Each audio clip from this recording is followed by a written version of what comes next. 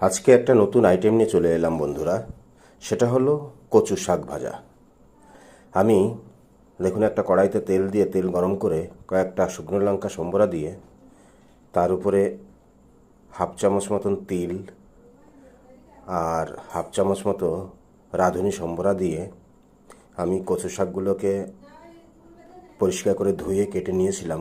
আধা কিলো কচু শাক নিয়েছি, সেটাকে পরিষ্কার করে ধুয়ে কেটে নিয়ে আমি কড়াইয়ের মধ্যে দিয়ে দিলাম। বন্ধুরা, একদম সহজ পদ্ধতিতে এই কচু শাকটা তৈরি করছি।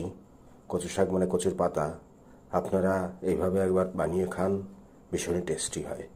কচু পাতার উপরে দেখুন পরিমাণ মতন লবণ আর হলুদ গুঁড়ো দিয়ে আমি বেশ ভালো করে নাড়িয়ে চাড়িয়ে একটা মিক্স করে নিলাম। মিক্স করে কচু শাকটাকে একটু ঢেকে 10 মিনিট মতন আমি বানাবো। ঢেকে দেওয়ার পরে দেখুন 10 মিনিট পরে আমি চলে এলাম। কচু শাকটা অনেকটা নরম হয়ে গেছে।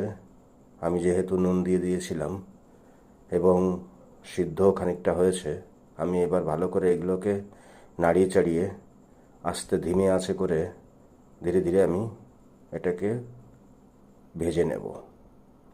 বন্ধুরা, একদম সহজ পদ্ধতিতে আজকে বানাবো, পেঁয়াজ রসুন ছাড়াই বানাবো। আপনারা একবার এইগুলো বানান, এইভাবে ভীষণই ভালো লাগে গরম ভাতের সঙ্গে। দেখুন 10 মিনিট ধরে লো ফ্লেমে আমি কচু শাকটাকে আস্তে আস্তে ভেজে নিলাম। কি সুন্দর দেখতে হয়েছে দেখুন বন্ধুরা।